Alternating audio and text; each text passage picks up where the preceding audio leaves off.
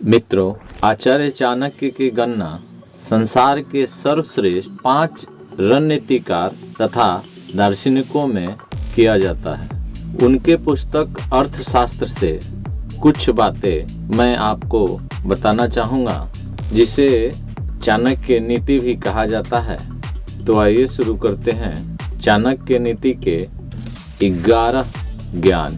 पहला, अगर जहर के पास अमृत हो और अपवित्र स्थान पर सोना तथा नीच मनुष्य के पास उत्तम विधा हो तो एक समझदार मनुष्य को ले लेना चाहिए। दूसरा, झूठ बोलना, एकाएक कोई काम करना, नखरे करना, ज़्यादा लालच रखना, ये सभी स्त्रियों का स्वाभाविक दोष है।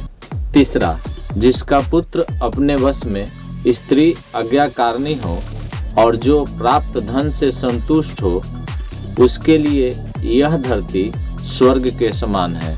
चौथा, वे पुत्र ही पुत्र हैं जो पिता का सम्मान करते हैं। वे पिता ही पिता हैं जो अपने संतान का उचित रीति से पालन पोषण करता है। वह मित्र ही मित्र है जिस पर अपना विश्वास है, और वह स्त्री ही स्त्री है जहाँ हृदय आनंदित होता हो।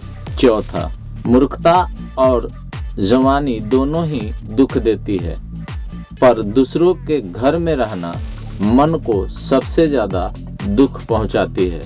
पांचवा, मनुष्य का आचरण उसके कुल को बता देता है।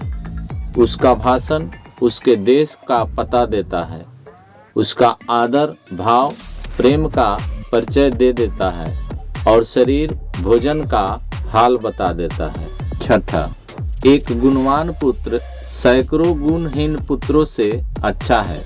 जैसे एक चंद्रमा अंधेरों को दूर कर देता है, पर हजारों तारे मिलकर उस अंधेरे को दूर नहीं कर पाते हैं। सातवां, मूर्ख पुत्र का चिरंजीवी होकर जीना अच्छा नहीं, बल्कि उससे वह पुत्र अच्छा है जो पैदा होते ही मर जाए, क्योंकि मरा हुआ पुत्र थोड़े दुख का कारण बनता है, पर जीवित मूर्ख पुत्र जन्म भर जलाते रहता है।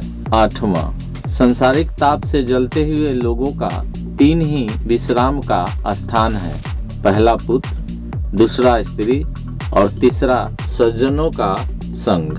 9वां, जिसके कोई पुत्र नहीं उसका घर सुना है, जिसका कोई भाई बंधु नहीं उसके लिए दिशाएं शून्य है।